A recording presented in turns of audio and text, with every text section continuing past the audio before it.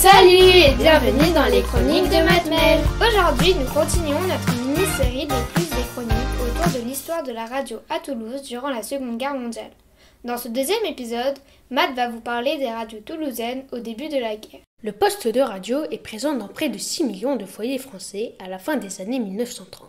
Il s'impose comme un outil de communication tant pour les démocraties que pour les dictatures, comme Yves Pourchet, professeur à Sciences Po Toulouse, l'illustre. Les Allemands ont organisé les radios franquistes, leur ont donné du matériel. Donc il y a Radio Burgos, il y a Radio Séville et il y a une Radio Saragosse, qui émet pour les franquistes en direction de la France. En effet, le son a la faculté de monopoliser l'attention et permet à la radio de devenir une arme à part entière. Toulouse, depuis 1925, voit s'opposer deux radios. Radio Toulouse et Toulouse-Pyrénées. La première est une radio privée, lancée par le journaliste Jacques Trémoulet et le commerçant en matériel radio Léon Kierzkowski. Il fonde en 1935 la société Radio Information qui contrôle Radio Bordeaux, Radio Montpellier, Radio Agen et Radio Andorre. Allô, ici Radio Toulouse. Longueur d'onde 328 mètres 60.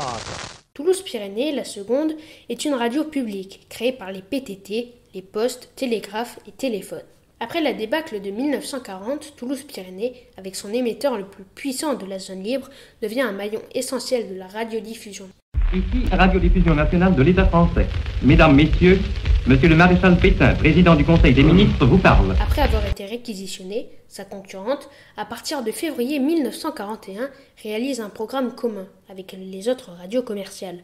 Trémoulet, son associé écarté pour défaut d'arianisme, fort de son amitié avec Pierre Laval, président du Conseil de Vichy, devient le magnat de la radio privée en zone libre. Ainsi, la radio, par son emprise sur la population, va jouer un rôle décisif dans ce conflit planétaire. Toulouse et sa région n'y échapperont pas. Merci à toutes et à tous et à bientôt pour une nouvelle vidéo.